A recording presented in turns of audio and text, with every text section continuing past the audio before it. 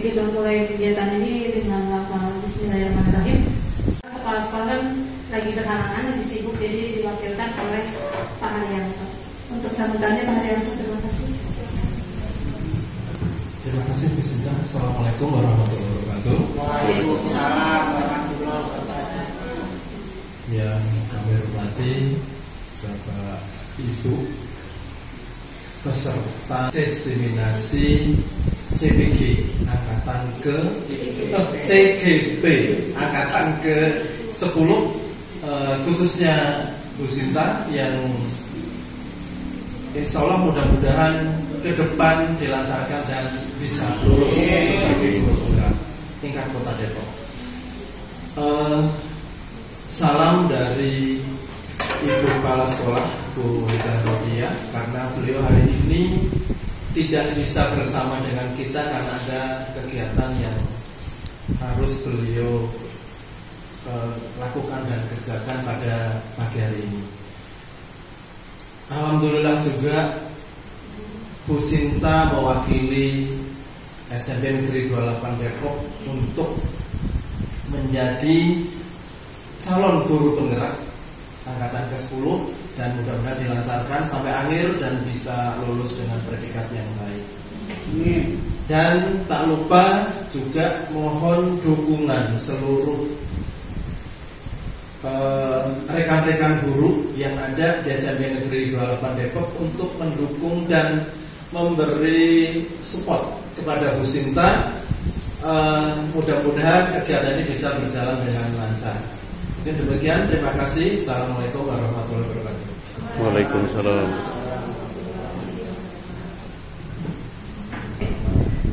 Untuk bantuannya di sini dihadiri di hadapan berdiri menyanyikan Indonesia Raya sama Mas Kota Depok. Berdiri.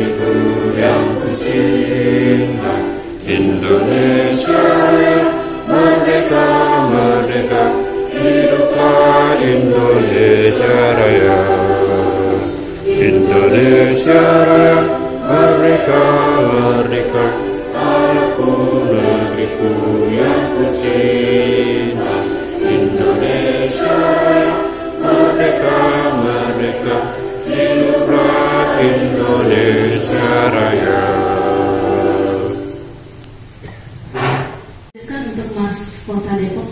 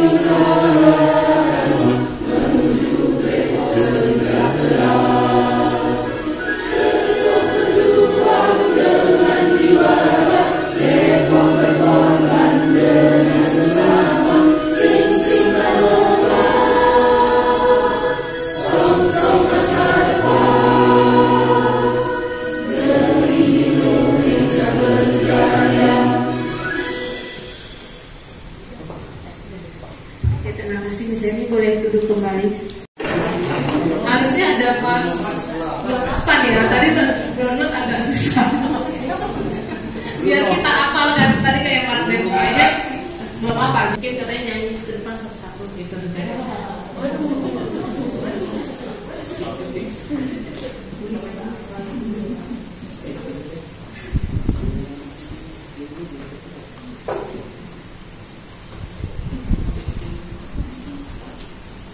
Oke, ini adalah untuk aksi nyata saya diseminasi budaya positif, karena memang di sekolah juga pasti kita menginginkan budaya positif yang untuk anak-anak kita ya.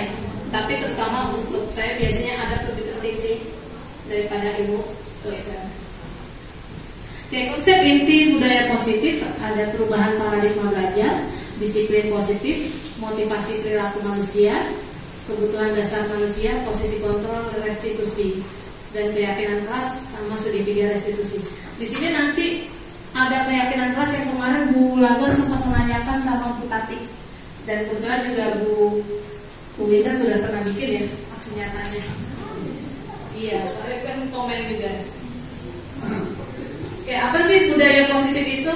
Budaya positif merupakan perwujudan dari nilai-nilai atau keyakinan universal yang diterapkan di sekolah. Budaya positif yang diterapkan di sekolah adalah salah satu perwujudan dari visi guru yang mengandung nilai-nilai kebajikan sesuai dengan tujuan pendidikan nasional yang dijalankan dalam Topik Pelajar Pancasila. Oke, contoh untuk budaya positif di sini adalah yang sudah kita jalanin setiap datang anak-anak salaman, gitu kan. 5S ya. Oke, di sini ada perubahan paradigma belajar. Perubahan paradigma dalam proses pembelajaran kan awalnya berpusat pada guru atau teacher center gitu ya. Kemudian melalui pembelajaran berdiferensiasi yang sekarang kita jalankan adalah pembelajaran yang berpusat pada siswa atau student center. Diharapkan mampu mendorong siswa untuk terlibat secara aktif dalam membangun pengetahuan, sikap dan perilaku, dan dapat merubah kualitas pendidikan kita saat ini. Dan biasanya berdiferensiasi berarti ada yang kita ada yang spesial ya, gitu. Ya disamaan. Oke, disiplin positif menumbuhkan tanggung jawab.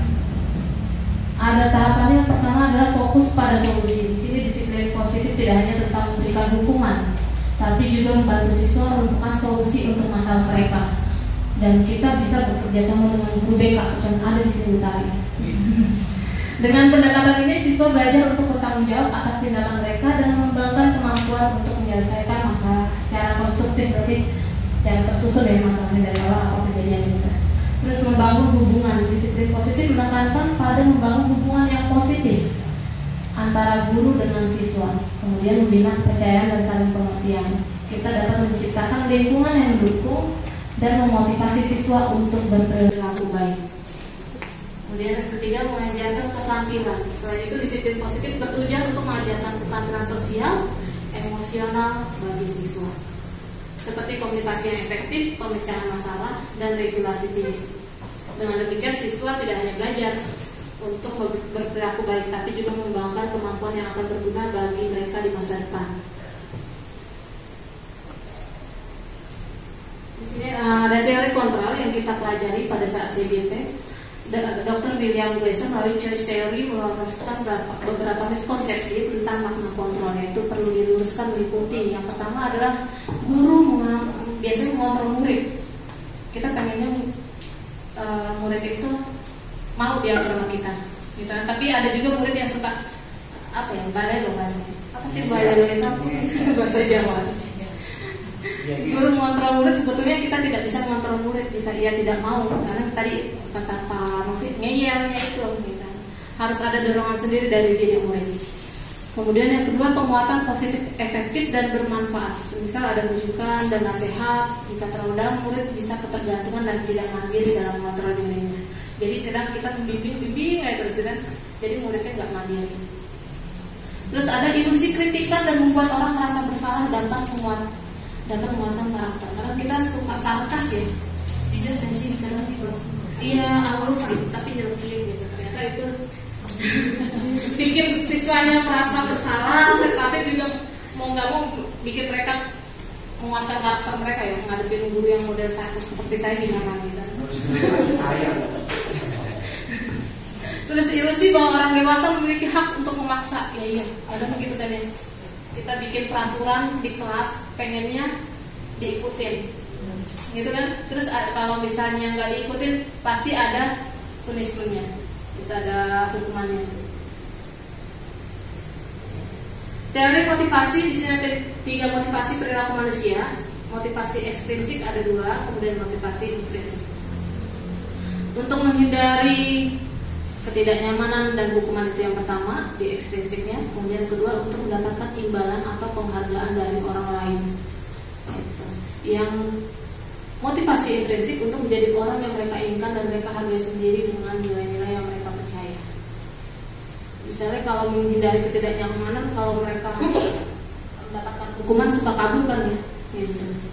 Dicari siswanya nggak tahu ngumpetnya di kamar mandi misalnya. Di kantin. Kayak motivasi perilaku di sini ada hukuman dan penghargaan. Sebenarnya balik lagi kita jadi kayak guru BP di kelas, gitu. Membantu Butari. Hukuman bersifat sepihak yang diputuskan oleh guru atau orang tua yang memberikan hukuman tersebut karena kesalahan murid atau anak.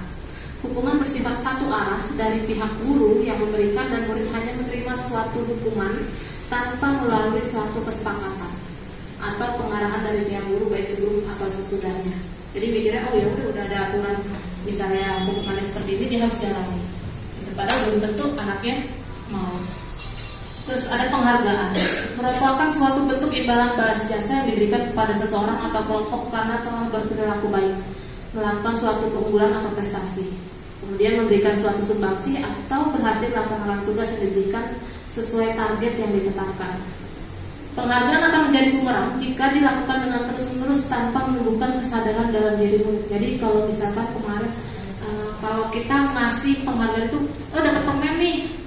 Tiap ada kuis, misalnya saya suka ada kuis kalau misalnya satu orang gak ngerjain PR berarti kuisnya sekelas.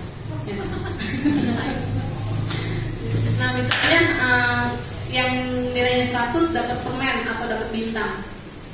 Tapi kalau terus-terusan ngasih permen tiba-tiba jadi mereka beda ya, niatnya bukan belajar, nanti nilai 100 aja gitu. Dia dapat permen. Jadi di situ penghargaannya kalau misalnya terus-terusan jadi tidak berlaku untuk penghargaannya. Dihukum oleh penghargaan, di sini ada pengaruh jangka pendek dan jangka panjang. Kemudian ada penghargaan menjadi tidak efektif tadi ya, dengan hadiah terus-menerus ternyata niatnya jadi beda, bukan belajar lagi. Penghargaan merusak hubungan, penghargaan mengurangi ketepatan, kemudian penghargaan menurunkan kualitas. Jadi kalau misalnya dan saya jeleknya kadang mengutang, kalau lagi bagus-bagus, kalau lagi jelek-jelek. Itu jadi menurunkan kualitas kalau misalnya dikasih penghargaan. Penghargaan mematikan kreativitas, penghargaan menghukum dan motivasi diri dalam diri. Jadi kalau misalnya saya lagi males, mau nggak mau saya harus motivasi diri sih. Kebutuhan dasar manusia. Tadi kebutuhan dasar manusia menurut Dr. William Deser dalam bukunya Choice Theory, yang pertama adalah kebutuhan untuk bertahan hidup atau survival. Kemudian ada cinta dan kasih sayang, love and belonging. Tipe. Yang ketiga penguasaan atau power. Yang keempat kebebasan atau freedom. Yang kelima kesenangan atau fun. Sorry my English not good ya Mr. Novi. Semua orang senantiasa berusaha untuk memenuhi kebutuhannya dengan berbagai cara. Bila mereka tidak bisa mendapatkan kebutuhannya dengan cara yang positif, mereka bisa melanggar peraturan atau melakukan hal-hal yang tidak sesuai dengan nilai-nilai kebajikan yang ada di sekolah.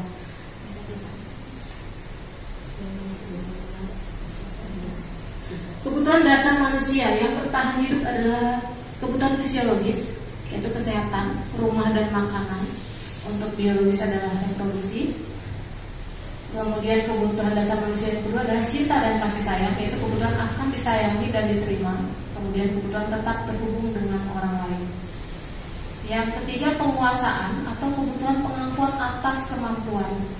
Di sini ada keinginan untuk dianggap berharga, kekuatan untuk mencapai sesuatu, kemudian diakui atas prestasi dan keterampilan, dan didengarkan dan memiliki harga diri. Yang keempat adalah kebebasan, yaitu kebutuhan akan pilihan. Anak-anak dengan kebutuhan kebebasan yang tinggi menginginkan pilihan. Mereka perlu banyak bergerak, suka mencoba-coba, tidak terlalu terpengaruh orang lain dan senang mencoba hal baru dan menarik. Yang kelima adalah kesenangan, kebutuhan untuk mencari kesenangan bermain dan tertawa. Nah, di sini ada pertanyaan atau ada yang belum paham? Kalau yang bulan waktu nanya ke Bu Tati nanti di sesi berikutnya. Jadi saya mau pertanyaan. Boleh bertanya. Oh silakan Bunda, dengan senang hati. Bu Sinta menarik sekali ya apa yang dipaparkan oleh Bu Sinta, dan karena ini semua untuk semua mata pelajaran kayaknya berlaku. Saya tadi menyimak kemudian menggarisbawahi mengenai motivasi yang diberikan di sini. Motivasi itu kan membuat suatu semangat kepada anak-anak supaya lebih baik. Kemudian ada kita itu yang sering kita lakukan. Kita itu sering menangkap basah anak-anak yang melakukan kesalahan. Sering sekali. Pada saat kita di depan, misalnya pada saat kita sama siswa, kalau ada anak-anak yang tidak disiplin, tidak melakukan suatu peraturan yang ada di sekolah itu, kita sering menangkap basah. Kamu harus lihat. Nah, sayangnya tangkap basah kita itu sering sekali pada anak-anak yang tidak melakukan kedisiplinan. Bagaimana kalau kita juga sekarang mengajak teman-teman semua? Bagaimana kalau kita juga menangkap basah anak-anak yang memang itu baik, prestasi, ya, bagus. Misalnya pada saat anak-anak itu disiplin memakai pakaian yang lengkap, nah kita tangkap basah anak itu dengan cara apa? Dengan cara kita memberikan suatu pujian. Dan saya yakin yang Jadi basah. ya, nah, seperti tadi yang dikatakan Ibu Sinta, saya menarik sekali memangnya.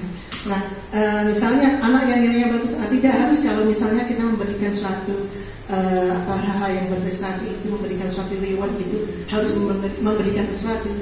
Saya kira untuk pujian pun merupakan suatu reward tersendiri. Ya, misalnya saya sudah sering sih, tidak semuanya karena saya sering Bu Sesi juga sering memberikan menangkap basah anak-anak yang memang itu bagus. Kamu cantik, kamu soleh.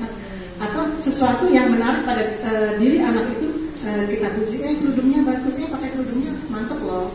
Nah, itu saja barangkali bisa jadikan budaya kita bahwa kita juga tidak menangkap basah anak-anak yang selalu bersalah, tetapi tangkap basah juga anak-anak yang memang dia berdisiplin dan bagus. Itu saja, terima kasih Bu Sinta, hebat sekali, keren. Terima kasih Bu. Untuk yang kemarin pas pada saat sesi Bu Tati datang itu ya, rapat di rapot itu ada catatan dari wali kelas kan ya, yang katanya yang ranking mesti yang ranking ada catatannya, tapi ternyata enggak. Jadi kita biasanya walaupun nilainya harusnya rendah, ada yang harusnya zaman dulu kan kita berwarna ya, ada merahnya, kalau sekarang kan tintanya tetap hitam ya, gitu kan, walaupun nilainya di bawah kakaknya. Dan itu paling catatannya kita harus tahu individu anak itu, misalnya dia lebih jago di futsal, ya udah rajin ya kegiatan futsalnya, jadi dia catatannya itu dia. Misalnya dia lebih terus senang nari, ya silakan gitu. Jadi karakter anak-anak itu kita pelajari juga ternyata buat catatan itu. Jadi kalau misalnya emang dia pinter dari segala segi pelajaran, terus sudah gitu eskulnya juga bagus, ya kita tolong tingkatkan lagi atau pertahankan gitu. Jangan sampai nanti dibalap temennya. Ya kan kita nggak tahu ya. Jadi ibaratnya saya selalu bilang karena kalau emang kamu merasa diri kamu cerdas, pintar, kamu jangan sombong. Gitu. Boleh sharing ilmu tapi jangan sharing jawaban. Gitu. Kalau sharing jawaban mah gampang ya gitu. Tapi kalau sharing ilmu kan enak gitu. Jadi temannya ikutan pintar. Kalau sharing jawaban jadi nunggu. Jawabannya apa gitu. Kalau misalnya sombong dikit nanti ilmunya berkurang loh gitu. Iya, kalau misalnya kadang anak-anak apalagi gampang banget berkata kasar ya, kasar ya.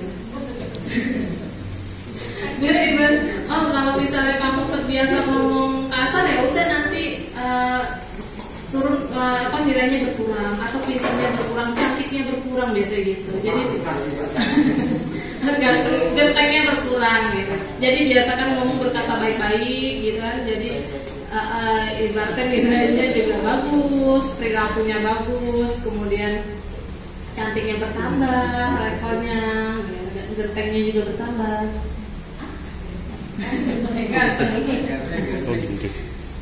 Oke, di sini ada ice breaking, scavenger hunt kantor. Cara bermainnya adalah sebagai berikut. Buatlah daftar item yang harus ditemukan di sekitar kantor dan bagi tim menjadi 2 atau lebih.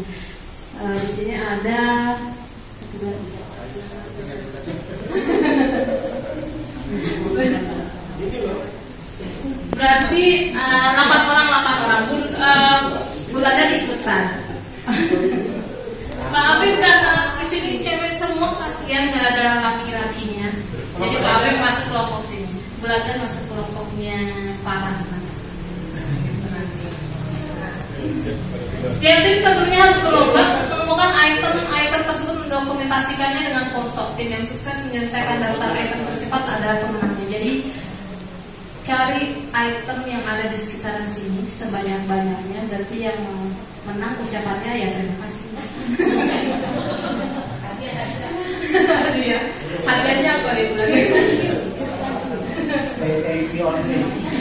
Boleh dipoto nanti di kolase, nanti yang terbanyak siapa gitu. Iya, jadi di kelompoknya Pak Afif di sebelah sini pilih item sebanyak-banyaknya yang ada di sini nih nanti. Jangan itemnya misalnya HP, udah foto nih HP siapa nih? Nanti yang ada barang-barang yang ada di sekitar. Iya. Kalau sama gimana? Jangan lah. Boleh sama Berarti ada timernya 1 menit ya. So bisa untuk Bu Eka jangan 10 menit. Jadi berapa Bu Eka? Kita boleh timernya.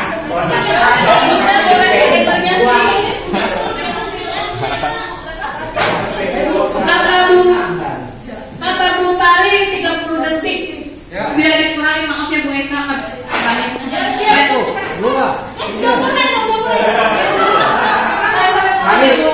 Bukanti.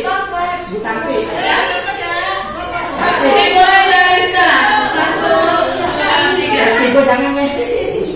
Berarti ini ramah ntar. Nanti tinggal digabung buat kolase.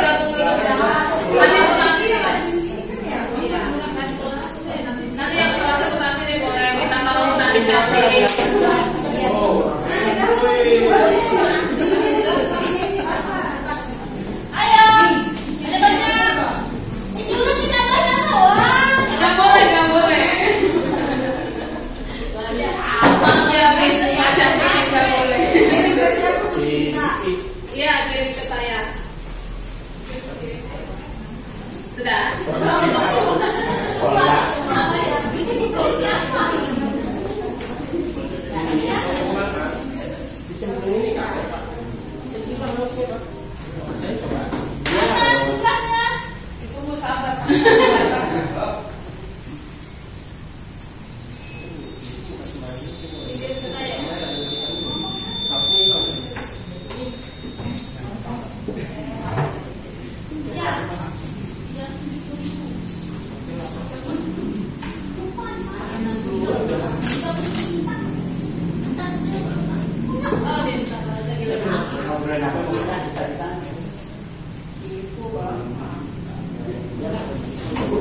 udah ya?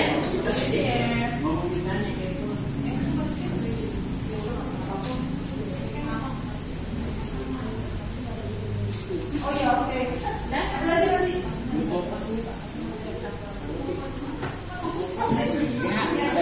Itu rumahnya.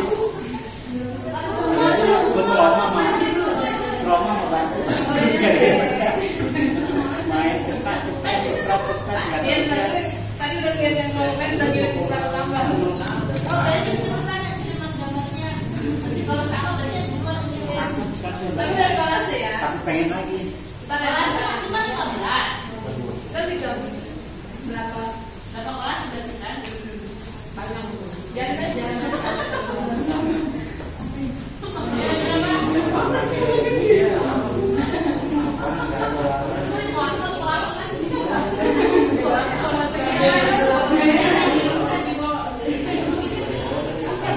Mereka sudah kirim sekolah saja. Atau Miss Eni. Oh, Miss Eni. Iya, satu kelas tapi bukan pelajaran berenang. Kirim fotonya. Formatnya itu yang edit. Capek ya, udah diminum dulu tehnya. Jadi di lagi. Sambil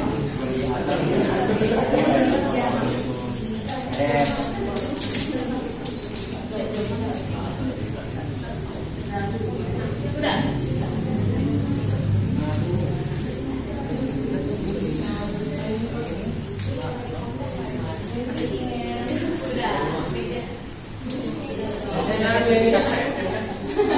coba aja ini.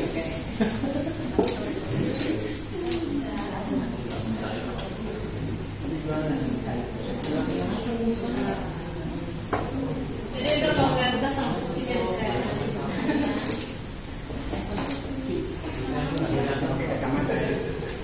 Kenalan dulu guys. Sesama bis. Ya coba. Coba yang gambar itu di atas. Kalau dia coba apa tulisannya? Ada paling banyak siapa? Ada berapa? Samping banyak sebelah kiri.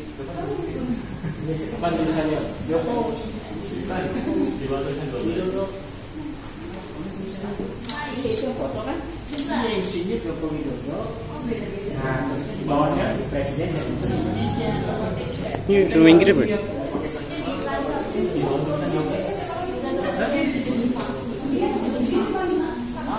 Merahnya itu. Merahnya modal. Warnanya.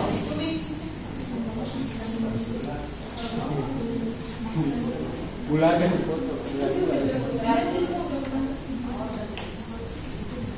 Gimana lagi? Oke. Sudah. Bisa apa juga kelas ya? Sudah. Iya. Baik, saya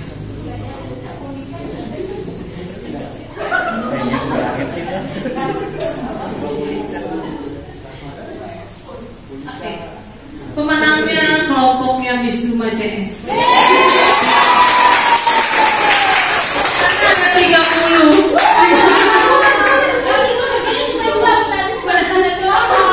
Beda-beda situnya namanya. Gambarnya.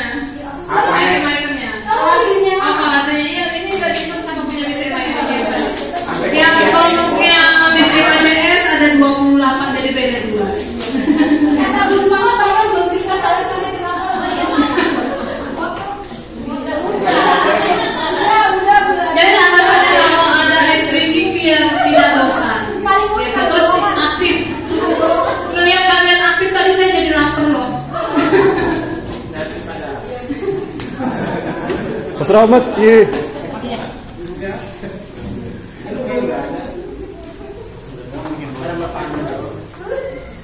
Oke, kita lanjut ya.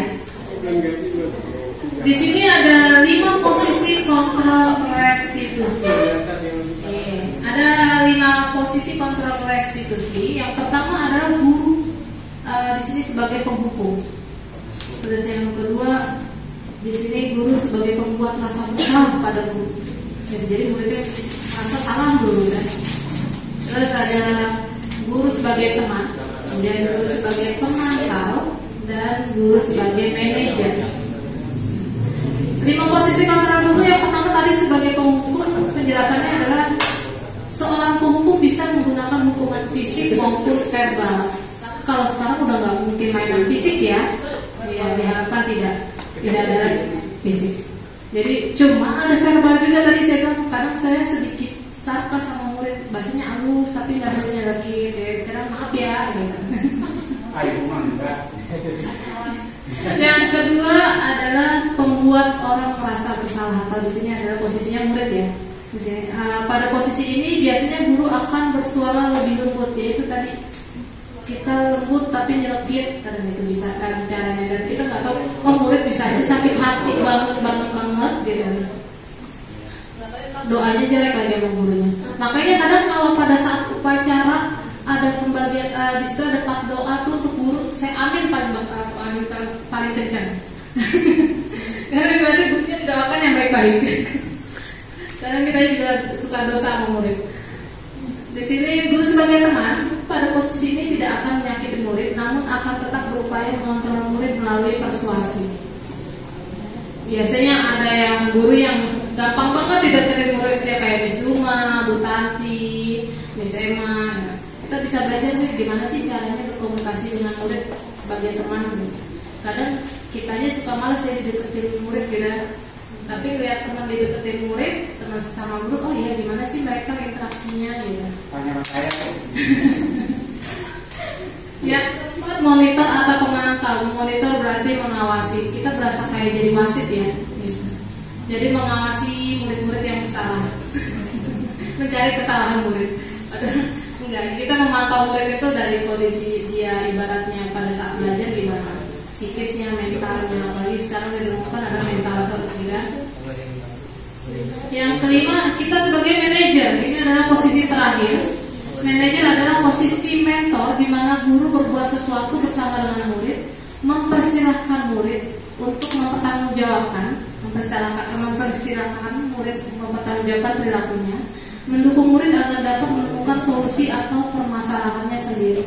Kadang murid suka ada yang curhat ya, gitu kan, sama gurunya karena mungkin merasa dekat dengan wali kelasnya atau guru apa lain gitu. Jadi dia curhat apa atau solusi dari guru tersebut. Kayak di sini ada keyakinan kelas atau fondasi untuk keberhasilan. Keyakinan kelas ada rasa memiliki, yaitu membangun rasa memiliki di antara siswa adalah kunci untuk menciptakan keyakinan kelas yang positif. Ini memfasilitasi perasaan aman, diterima dan terhubung yang mendorong keterlibatan dan pembelajaran yang lebih baik. Yang kedua, tujuan bersama. Menetapkan tujuan bersama yang jelas dan bermakna bagi seluruh kelas membantu menciptakan komitmen dan motivasi kolektif. Siswa akan merasa lebih terhubung dan bertanggung jawab untuk mencapai keberhasilan bersama.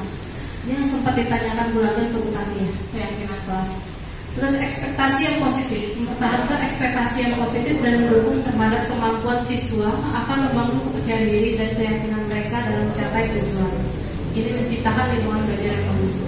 Jadi keyakinan kelas itu ternyata bisa nggak hanya berjalan satu semester udah keyakinan kelas itu aja, bisa berubah tergantung kondisinya anaknya nanti, dipantau juga lagi ya, gitu kegiatannya.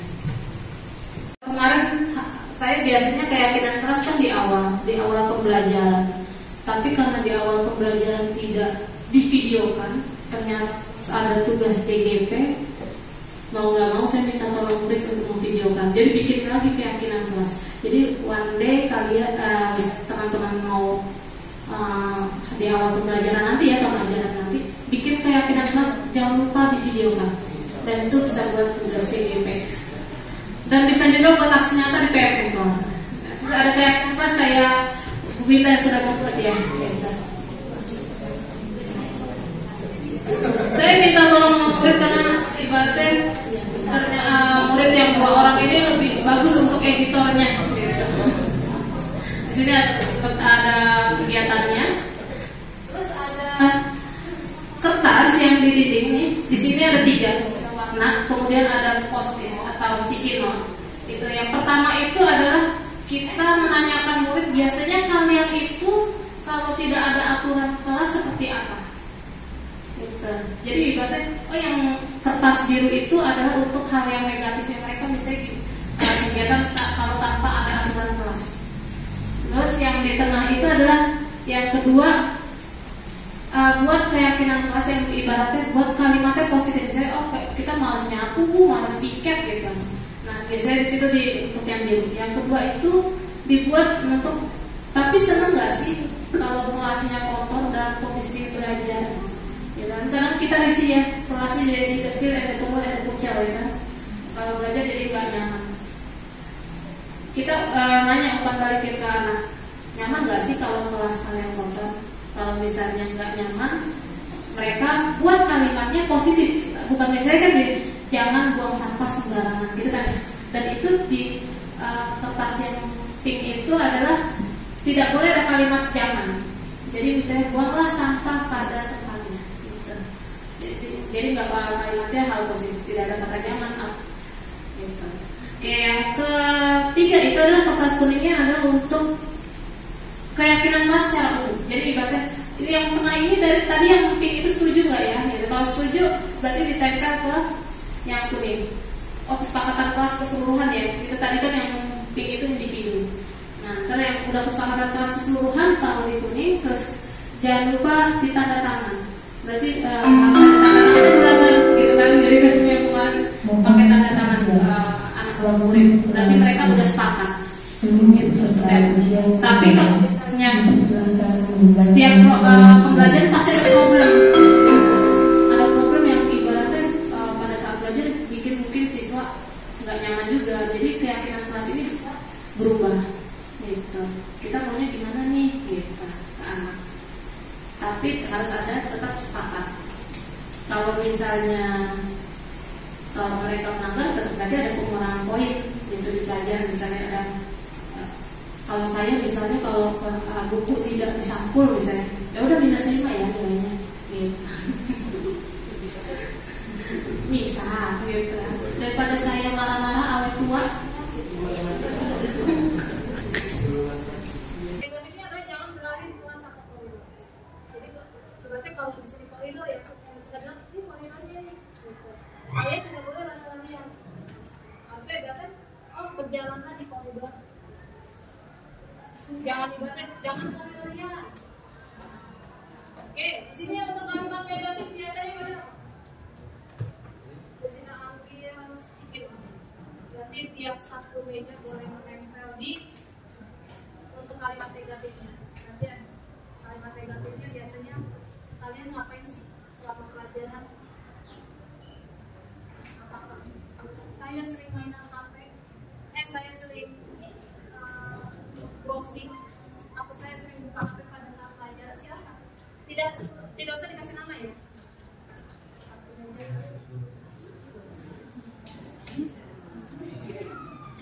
Pada saat pelajaran, ada yang ngapain oke. Tidak usah dikasih nama.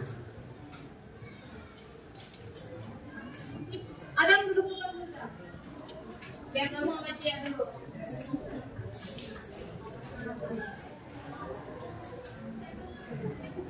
Sebentar doang, enggak sampai selesai. Oke. Nanti yang ini nempelnya di kalimat negatif ya. Biasanya kalian pelajaran ngapain aja sih? Satu kertas, satu diskusinya. Ya. Satu kertas, 2. Ya, kalimat negatif yang biasa kalian selama pelajaran ngapain? Bersinta kasih waktu 1 menit dari sekarang. Gak usah dikasih nama. Misalnya pada saat pelajaran ngapain? Kalimat itu negatif biasanya gitu. Oh saya sering sekali kemudian saya ngobrol sama teman itu dari kantor. Silakan diskusi. Mata pengan satu meja.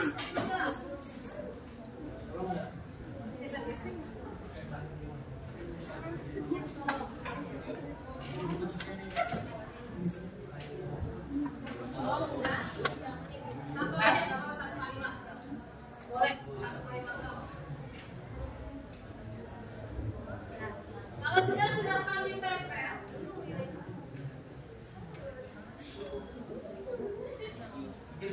peraturannya adalah misalnya gini, oh saya kalau biasa ngomong foto, nanti di positifnya adalah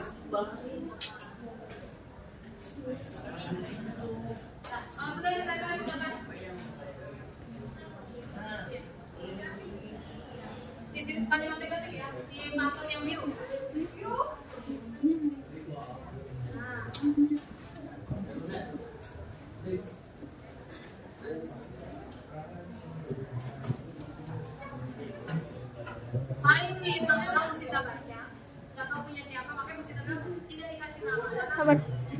Saya juga nggak apa tulisan kalian kan.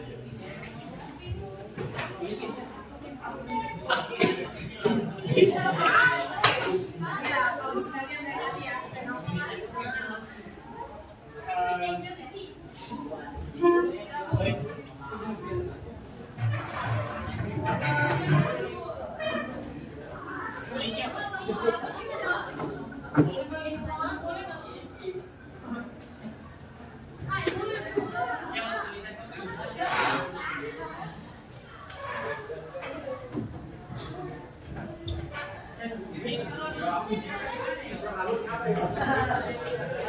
Oke, sudah.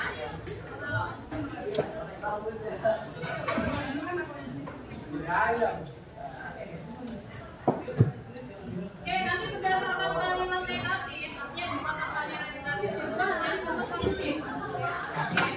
Kita baca nih orang Pak. Ini yang kembali contohnya siapa? Ini adalah saya pernah tidak menyimak guru yang sedang menjelaskan. Ada sini ada dulu ya. Terus ada satu pelajaran semua PR.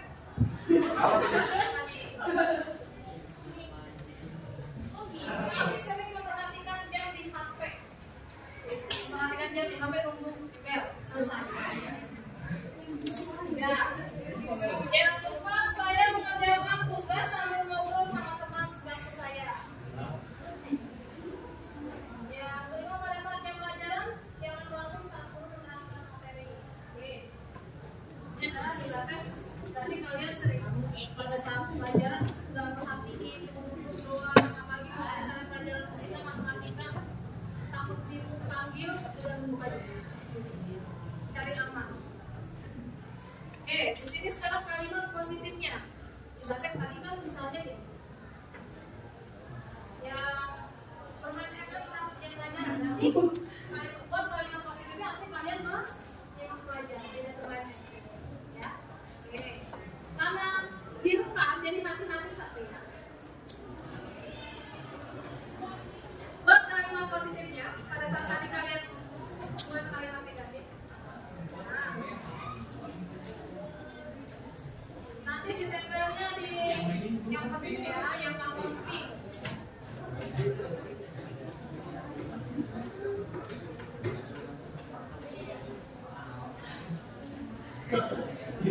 Oke, buat kalian positifnya.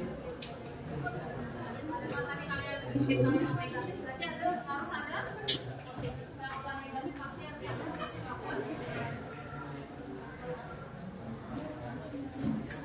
Satu aja, karena tadi satu orangnya 5 orang yang mesti kita baca, bacain.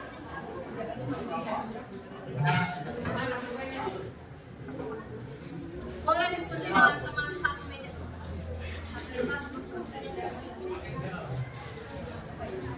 Oke, 1 menit dari sekarang. Oh, yang terbiasa tadi ngobrol pada saat jam pelajaran berarti haus apa kalimat positif? Tadi kan negatifnya nih. Ya. Oke, sekarang positifnya apa?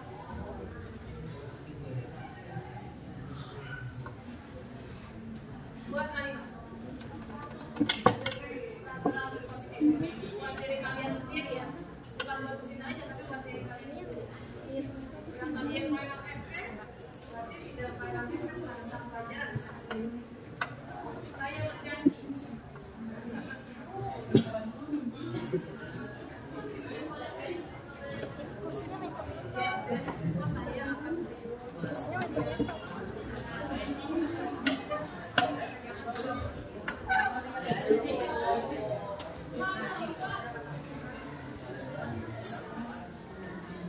Kalau tadi yang kalimat negatif ini, oh saya main efek, tapi pada saat kalimat positif, saya berjanji tidak.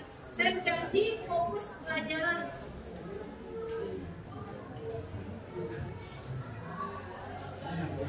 Nggak boleh ada kata jangan atau tidak. Nah, dia kalimat kuat, kalimat positif. Oh, saya akan bersemangat belajar.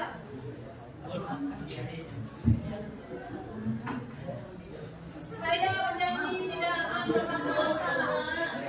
Saya berjanji akan ngomong sopan.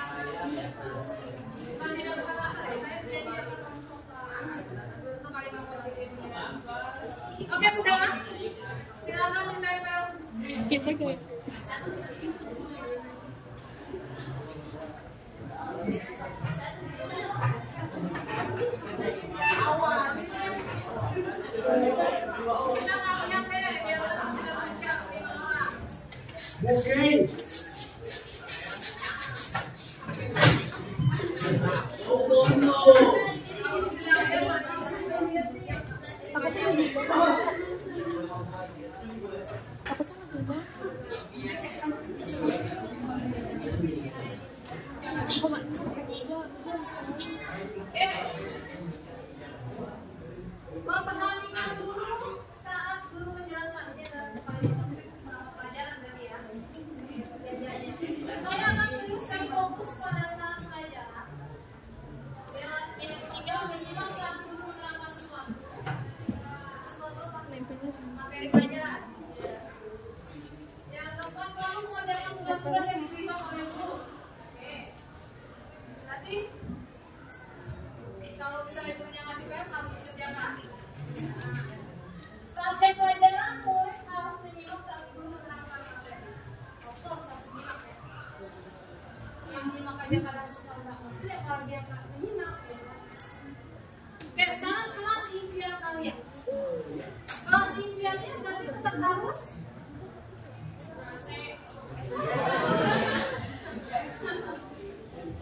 gimana?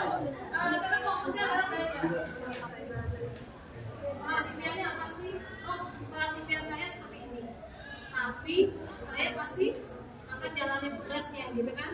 Bukan malah makin, oh kelas impian saya seperti ini, terus saya tetap ngobrol. Enggak. Jadi harus positif juga kalimatnya. Tapi harus dijalani. Kelas impian saya seperti ini. Ibaratnya kelas impian saya matematika pelajaran menyenangkan ya. Tapi menyenangkannya seperti apa? Gitu ya. Menyenangkannya seperti apa? Apakah gurunya yang galak-galak? Atau gurunya misalnya jangan ngasih kuis dari apa ya? Maka dia langsung lanjut ada. Oke, gua pilih ini ya. Yang pilih aja. Yang pilih tempelnya di kertas kuning ya.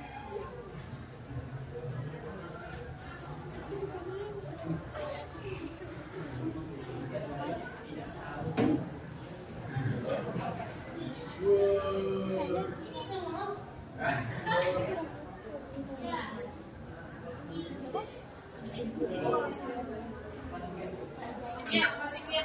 Tapi yang positif sesuai sama kalimat positif kalian tadi. Ya. Kelas impiannya sesuaikan dengan kalimat positif yang sudah dibuat. Bukan kalimat negatifnya ya, perbuatan negatif artinya gitu kan. Untuk disesuaikan dengan perbuatan yang positif. Nah.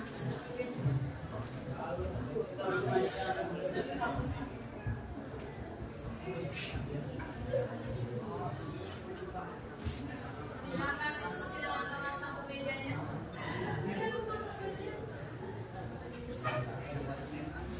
Satu menit dari sekarang, kalau sudah silakan ditempel.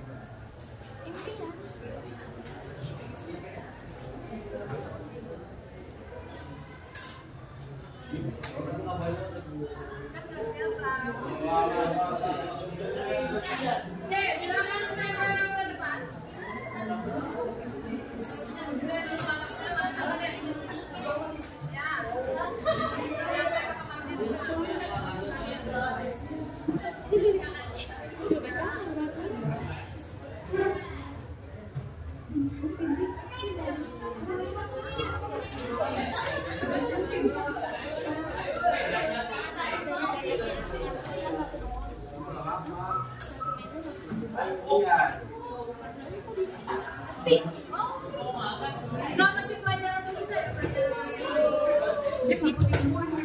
Ini kan kesepakatan kelas 8.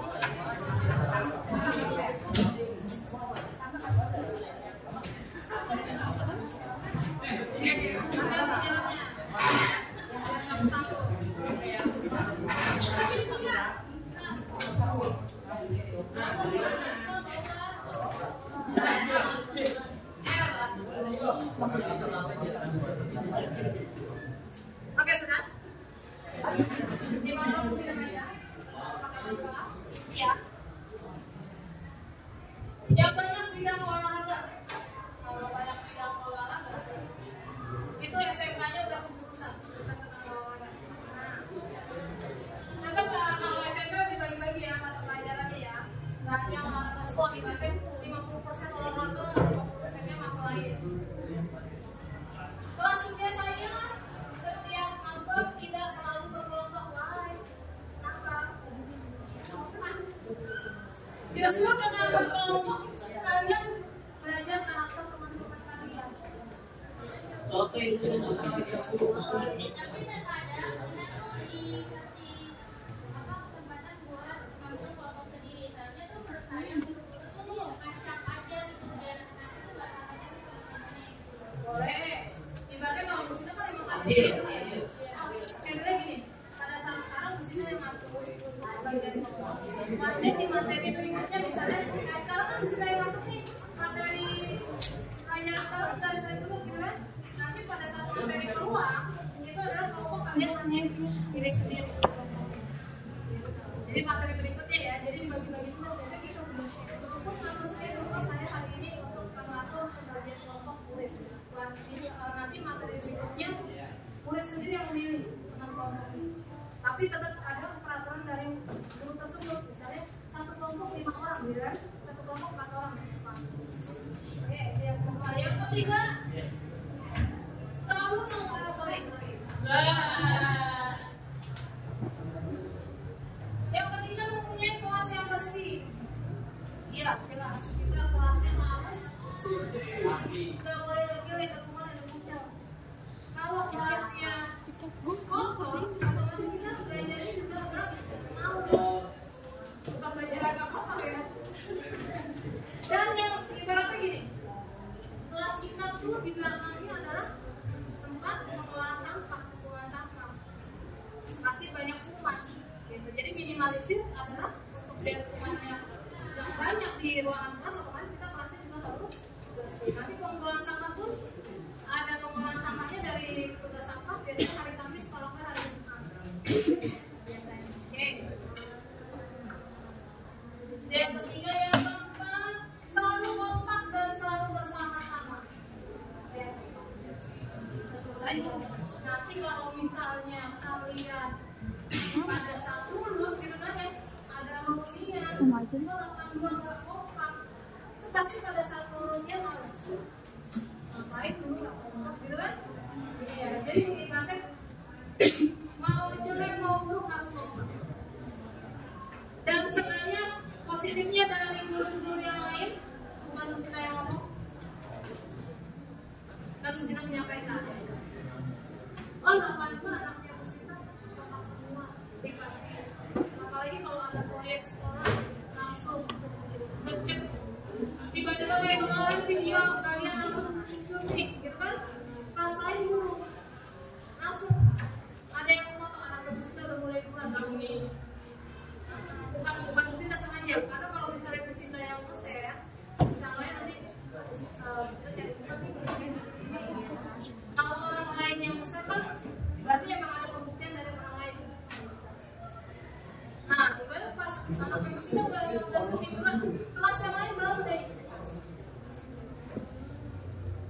Enaknya, misalnya coba, oh iya, udah bersyukur anaknya kompak. 78 juga dulu ada kompak yang podcast. Kalau disuruh lomba juga males-males kayak tadi deh. Yang fashion show ini. Tapi pada saat kebetulan diadakan tugasnya udah itu termasuk kompak. Mau menang kompak sama aja yang penting ikutan terus. Kalaupun menang berarti bonus. Kalaupun kalah ya udah tadi nangis. Ya kan si pengennya menang gitu kan kadang. Saya keempat yang kelima. Zoom kan? Kelas yang bersih, kondusif, tertib agar belajar lebih tenang dan nyaman. Ya. Kalau belajarnya ternyata tadi kalau misalnya kelasnya berisik belajarnya nyaman. Kalau kelasnya berisik. Belajarnya karena setiap orang belajarnya beda-beda ya. Ada yang belajarnya mungkin ibaratnya sambil bersenang pakai tugasnya sambil nyanyi. Refleksi dari Bunda Lika, silahkan Bunda. Nanti baru ngajarin temennya, karena suka ada gitu ya. Kita nggak bisa langsung ngajarin temen yang nggak bisa, tapi kita belajar dulu sendiri baru nanti ngajarin temen. Nggak bisa langsung. Terus ada juga ya, misalnya pada saat maunya belajar kelompok bagi-bagi tugas, itu juga ibaratnya tentang karakter kalian ya. Kayak di sini belajarnya biasanya kalau belajar bahasa Inggris, kita dengerin musik Inggris aku. Ya kalau kita belajar bahasa Inggris, tiba-tiba dengar poem yang ada di otak kita ngetransfer tiga bahasa, gitu kan? Ya ada kesalahannya nggak maju-maju kalau nyalain musik gede-gede. Udah sampai di situ. Jadi ibaratnya kalau belajar bahasa Inggris tapi nyalain musiknya kecil-kecil, dikit aja. Jangan kencang-kencang. Ntar kalau ada kalimat yang nggak ngerti, boleh buka kamus. Kalau dulu belum ada HP ya, jangan musik aku. Kalau ada HP pas musik kelas 2 SMA. Jadi ibaratnya harus buka kamus. Apa sih ini kalimat bahasa Inggris ya?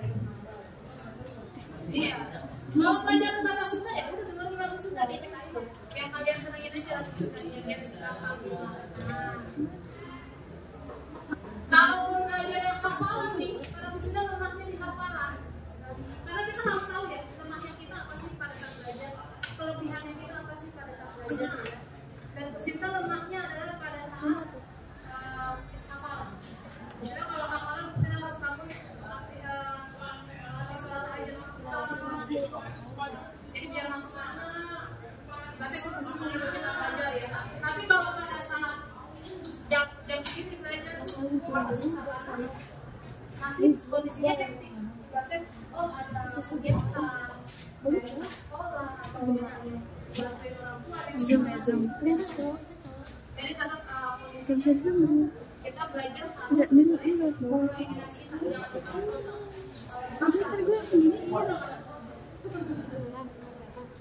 belajarnya harus fokus tapi ya tadi ya harus kondusif. Tadi apa tuh kalau kondusif? Itu tadi kalau kondisi kitanya ibaratnya tenang, jadi kita belajarnya masih tenang.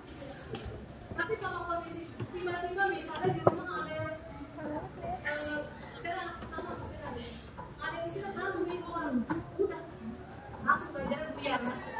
Kondusif itu suasana lingkungan misalnya gitu, itu juga ngaruh. Tapi kita sendiri juga harus punya solusi. Yang ada pada basic itu gimana cara belajarnya gitu. Mau nggak mau kita pasti ada orang tua kita untuk jam 9 mereka harus tidur. Ada di orang ya itu jam 9 ya. Nanti pas pada saat mereka itu baru kita belajar. Tapi kalau misalnya kalian, saya nggak masalah belajar pada saat kondisi berisik tetap masuk ke otak sih. Tadi masih ada karakter belajar orang.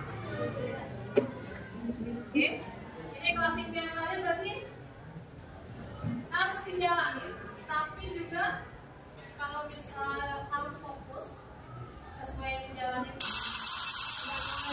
Yang tadi kalimat negatif yang tadi, saya bermain efek sama pelajaran. Itu berarti karena sudah negatif, terus positifnya apa? Ini siapa yang bikin tadi? Efek. Satu ya. Oke, di sini ada segitiga restitusi. Yang pertama adalah menstabilkan identitas. Pada saat mungkin kayak Butari guru BK, gitu. Pada saat ada siswa yang bermasalah ya. Karena kita sebagai wali kelas pasti kita berhak untuk ikut campur atau menangani dulu anak kita sebelum nyampe ke Butari misalnya. Tahapannya kita dulu menstabilkan identitas.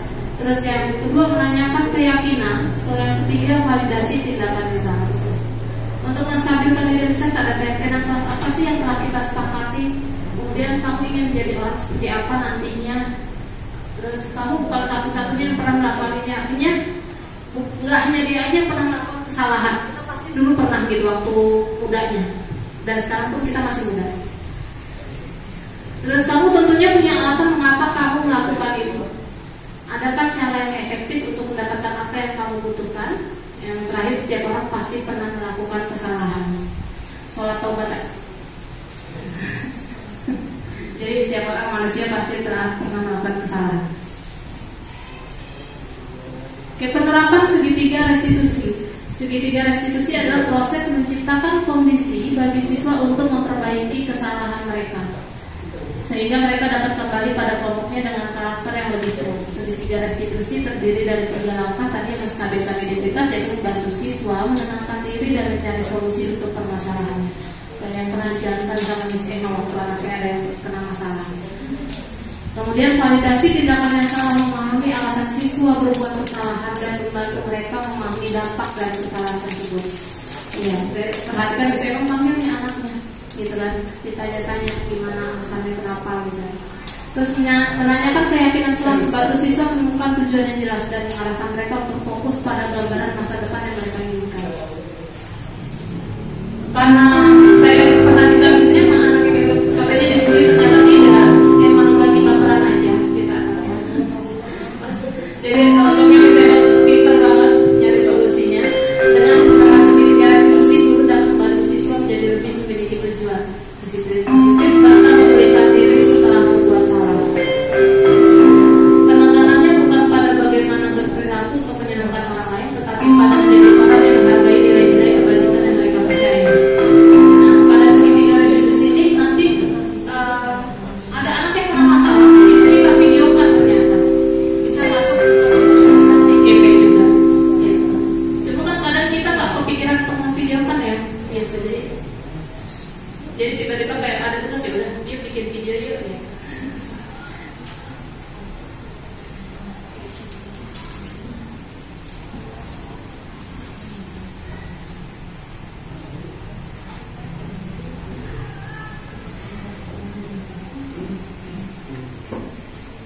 Skenario pertama. Pada hari Sabtu, Renza tidak mengikuti kegiatan pramuka yang merupakan ekstrakurikuler wajib di sekolah. Ia tidak memberikan keterangan kepada wali kelas tentang ketidakhadirannya. Pada hari Selasa, Renza kembali tidak mengikuti kegiatan pramuka, inti atau pramti, dan tidak memberikan alasan apapun. Selamat masuk, Renza.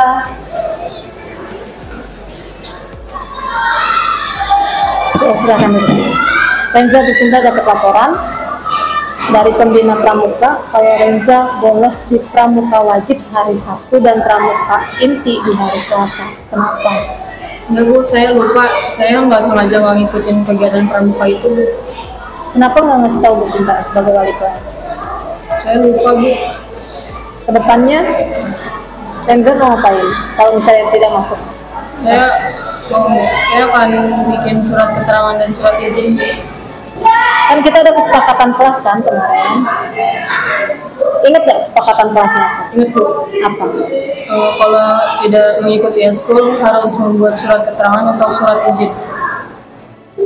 Berarti udah refleksi diri ya.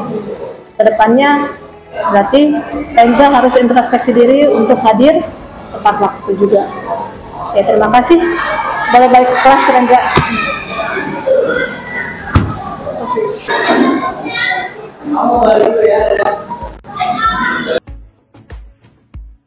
Nama saya Fiorenza Natania. Setelah melakukan segitiga restitusi, saya berjanji tidak akan bolos sekolah lagi dan akan aktif dalam kegiatan ekstrakurikuler. Saya juga berterima kasih kepada guru dan teman-teman yang sudah membantu saya dalam proses restitusi dan memahami kepentingan dalam eskul. Skenario 2, seorang siswa yang bernama Raisul kemarin dilaporkan tidak mengikuti pelajaran dikarenakan membolos sekolah ketika bapak atau ibu guru sedang rapat. Salam. Silakan duduk, Raisul. Raisul, Bu Sinta mau nanya. Kemarin pada saat bapak ibu guru rapat, Raisul bolos sekolah. Raisul kemana bolos sekolahnya? Saya ke Setu, Bu. Ke Setu ngapain? Main, Bu. Main. Kenapa Raisul bolos? Karena bisa tidur, saya bosan, Bu. Terus saya diajak, jadinya saya ikutan. Menurut Raisul, bolos itu perbuatan baik atau salah? Salah, Bu, karena saya sudah melanggar aturan dan membuat ibu cemas, dan juga saya bisa saja ditangkap oleh Satpol PP kalau ketahuan bolos. Oke, untuk kedepannya apa yang Raisul lakukan pada saat bapak ibu guru rapat? saya akan meminta tugas kepada guru mapal, Bu. Raisul menyesal karena sudah bolos sekolah. Saya sangat menyesal, Bu. Nama saya Raisul Fata. Setelah saya melakukan segitiga restitusi, saya berjanji bahwa saya tidak akan bolos sekolah lagi dan lebih disiplin dalam jam pelajaran. Dan saya sangat berterima kasih kepada guru dan orang tua yang telah membantu saya dalam proses restitusi dan memahami pentingnya kehadiran di sekolah. Kesimpulannya, menggunakan segitiga restitusi dalam menangani kasus diharapkan guru bisa memposisikan diri sebagai manajer, mengajukan pertanyaan bermakna yang membuat peserta didik lebih mandiri, percaya diri, dan bertanggung jawab. Jujur, pas acting salahnya banyak di saya. Karena mereka jago banget actingnya, sumpah gitu. Iya, dan Fiorenza keren banget. Gitu. Walaupun sempat di belakang kamera mukanya lucu, ternyata dia balik lagi langsung acting. Dan saya justru menahan tawa sebenarnya. Iya, terus apa skenario yang udah saya buat, saya yang nggak hafal. Jadi mereka anak-anak itu karena waktu sebelum bikin video ini kan mereka ada tugas T5 ya, bikin video, jadi mereka udah terbiasa membaca skrip. Iya, membaca skrip, kamera kayak gimana biarin aja mereka gitu. Jadi mereka udah biasa kayak gitu. Sedangkan saya nggak bisa gitu. Iya, kaku banget beneran ternyata gitu. Dan itu saya yang lupa, ibu salah gitu. Jadi berapa kali take gitu, salahnya dari saya. Jadi ini cara penanganan seseorang bermasalah. Iya, jadi itu ada tahap-tahapan nanti. Kemudian ada umpan baliknya dari siswa. Gitu. Ini yang kita manis ini Pak, namanya Fiorenza lagi. Nanti yang Bapak obrolin. Pinter banget actingnya. Emang dia pengen jadi artis katanya.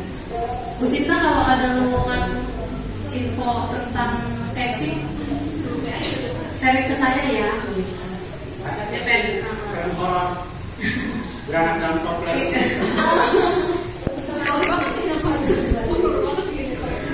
Dan ini adalah Raisul Fata. Saya bikin skenario tentang dia pada saat cabut sekolah atau bolos sekolah, kitanya lagi rapat gitu. Dan itu Raisul juga keren banget. Dia Bu Sinta salah nih, salah di kalimat ini, tapi intinya benar gitu kan. Dia yang komen. Bu Sinta salah, kalimatnya nggak sesuai yang ada di skrip, tapi intinya benar. Dan ini syutingnya dadakan. Langsung minta tolong karena mepet ya, kita mau liburan, mau PTS segala macam, terus habis kegiatan perpisahan, sedangkan tugas harus dikumpulkan, ada duitnya, jadi mau nggak usah kita tolong pelajari dalam sehari. Tapi salahnya tetap saya.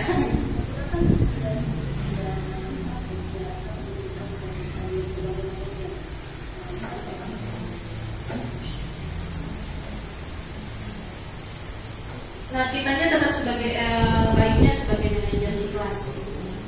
Sebagai pemantau tadi kita kesannya kayak nyari. Ya tadi saya bilang jadi wasit, nyari kesalahan murid ya. Padahal murid belum tentu salah.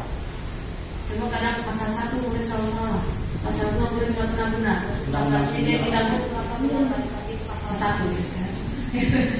Dan itu saya nggak pernah murid selalu benar gitu ya. Segitiga restitusi memulihkan dan membangun kembali. Untuk yang pertama adalah pemahaman, membantu siswa memahami dampak tindakan mereka dan mengakui tanggung jawab mereka adalah langkah pertama yang penting dalam proses restitusi untuk mencari solusinya. Yang kedua adalah perbaikan, memberikan kesempatan kepada siswa untuk memperbaiki kerusakan yang ditimbulkan dan memberikan kontribusi positif, memungkinkan mereka untuk belajar dari kesalahan dan membangun kembali kepercayaan. Jadi pada saat mereka melakukan kesalahan, kita tanya, menurut kamu itu sudah benar apa salah? Gitu. Jadi kalau dia merasa benar, benarnya di bagian apa? Kalau dia merasa salah, salahnya di mana? Gitu. Kemudian yang ketiga adalah rekonsiliasi, Memfasilitasi rekonsiliasi antara siswa yang terlibat dan komunitas kelas memungkinkan pemulihan hubungan dan menciptakan lingkungan yang lebih kohesif dan suportif. Kayak tadi yang saya bilang, oh anak yang Miss Emma ini lagi bermasalah, katanya merasa dibully dengan teman kelas. Dan Miss Emma mengambil anaknya, kemudian menanyakan teman-temannya.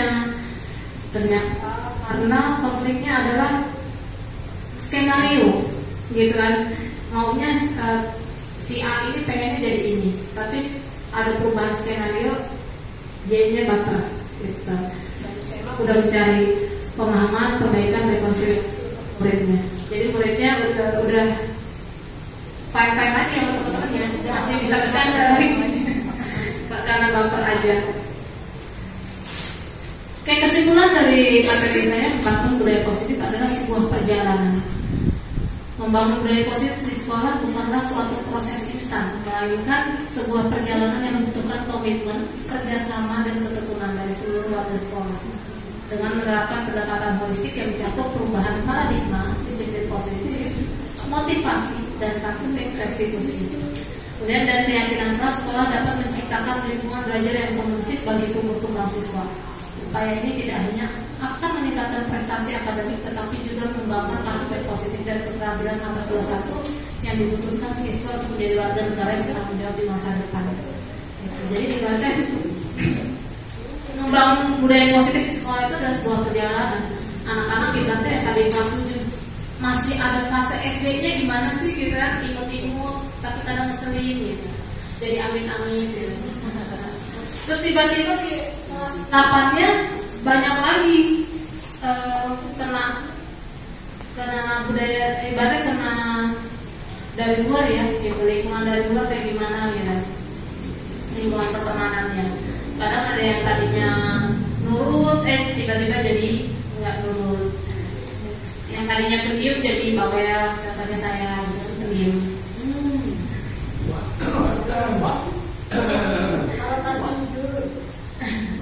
Oke, di sini ada refleksi. Refleksinya saya share di grup kelas kali, di grup keluarga kali ya, untuk diisi.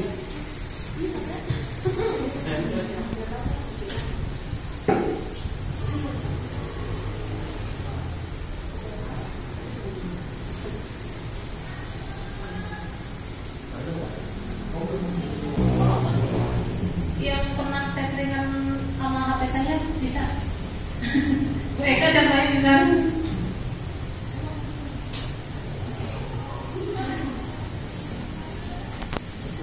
Ini siapa? Kasih nama tolong. Bisa diedit kok, bisa diedit. Ada di situ ada titik-titik di sini. Kasih nama tolong, nggak apa-apa. Bisa diedit. Wah, Bu Winda panjang banget. Waduh.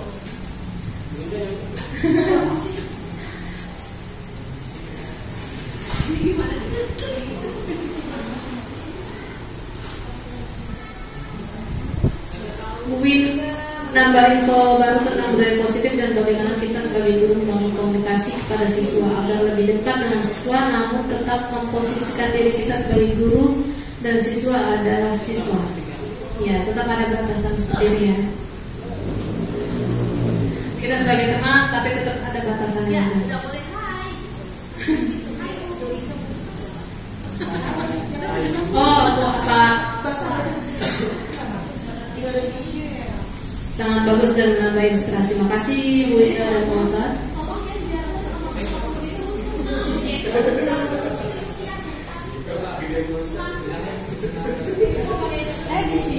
Gak apa-apa.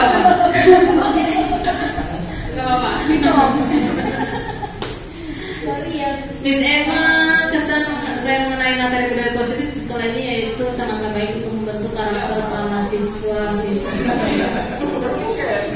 Justru kadang karakter mereka di rumah seperti apa, mau nggak mau kita merubah karakter mereka di sekolah biar menjadi lebih baik pada saat di rumah. Yang kadang misalnya gini, oh dulu mereka pada saat berangkat sekolah suka malas salim sama orang tuanya, gitu, cerita tuh. Dan kita ubah misalnya, tolong salim sama orang tua, gitu. Keluar pintu pagar baca doa. masuk pakem sekolah aja juga baca doa gitu ada mulai gitu.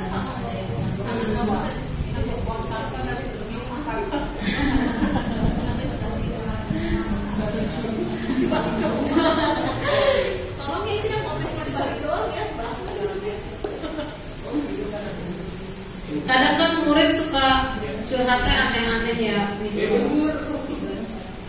Bu, si bu ini kayak gini-gini, tapi kita mau nggak mau kita harus gitu kan, yang ibaratnya nggak boleh gitu. Kita tetap menutupi kesalahan teman-teman kita di depan murid. Iya, jadi kamu ambil sisi positif dari guru tersebut, yang sisi negatifnya jangan diikuti.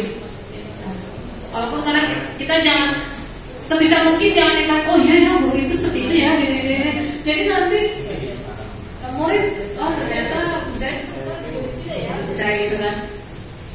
Sangat tadi kamu jadi kayak adu domba gitu. Ada orang tua murid curhat gitu kan sama kita sebagai guru pun curhat tentang guru lain, kita tampung tapi komentarnya kita tetap positif ke guru tersebut, menyampaikan ke anak gitu. Karena biar anak pertama tetap menghormati gurunya, orang tua murid pun tetap ibaratnya bukan kita pengen dihormati, tapi tetap ada batasannya untuk tidak ikut campur segala macam gitu.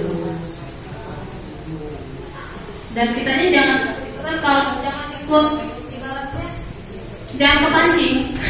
Misalnya karena suka ada murid yang curhat guru lain atau orang tua guru lain yang kepancing kayak kita yang misalnya kayak gue kayak jadi ada yang kayak udah tentang gini, oh iya pun udah ikut senyumin aja.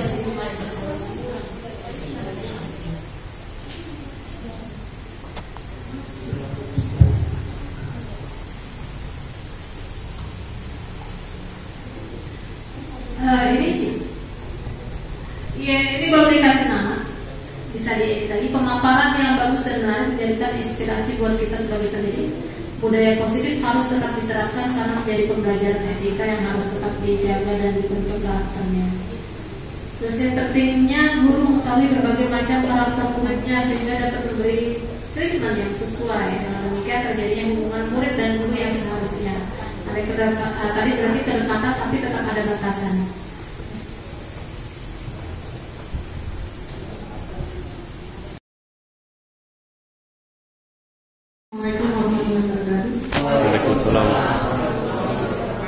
Alhamdulillah pada pagi hari ini kita sudah menyelesaikan CGV dan tayangan dari Ibu Sinta. Ya, ternyata tayangannya bukan hanya sekedar kita bisa banyak yang bisa kita ambil dari manfaat ya apa yang sudah disampaikan ya, baik untuk kedepannya dalam kita membimbing anak maupun barangkali untuk teman-teman untuk bisa mengikuti CGV dari Ibu Sinta. Kalau saya takut karena saya kalau bikin saya takut saya nanti disuruh tugas lagi. Makanya tapi saya sangat mendukung ya teman-teman karena bagaimanapun juga ya teman-teman ini untuk kedepannya apa yang harus ditingkatkan sih hanya satu kata saya, apa yang tidak kapasitas seperti Bu Sinta ini yang sedang disampaikan adalah memperkuat kapasitas. Karena memperkuat kapasitas itu akan membuat kita lebih energinya akan lebih besar, kemudian juga kemampuannya tentu saja ya sebagai seorang guru, karena sekarang guru tidak hanya bisa mengajar saja tetapi harus bisa banyak belajar ya, dan harus bisa banyak belajar untuk bisa memberikan yang terbaik untuk anak-anak kita. Untuk itu saya sangat mengapresiasi apa yang sudah diberikan oleh Ibu Sinta, dan saya berharap teman-teman yang lainnya mari kita menambah kapasitas, karena saya dengar juga sekarang CIP ada pendaftaran lagi. Mari ya, kita menambah daftar di SMP 28, ternyata banyak guru CGB-nya, dan saya mendengar beberapa pengawas saya tanyakan yang terkait dengan akreditasi yang masih ada di 28. Saya kaget sekali kok nilainya bisa 94. Kenapa bisa 94? Ternyata yang nilainya paling tinggi karena dari PTK-nya. Ya, teman-teman kita semuanya ternyata kita dinilai oleh siswa itu mempunyai kemampuan yang cukup bagus sehingga nilai aplikasi di SMP 28 ini cukup besar. Bisa saja saya berharapnya yang lainnya, kemudian saya mendoakan dengan seperti ini mudah-mudahan Bu Sinta cepat diangkat menjadi dari P3K ya, dari data dulu ya, baru insya Allah harus bisa pengawas, bisa kepala sekolah. Terima kasih ya, mudah-mudahan inspirasi kita semua. Tentu saja wassalamualaikum warahmatullahi wabarakatuh. Waalaikumsalam warahmatullahi wabarakatuh. Terima kasih Bunda. Terima kasih teman-teman.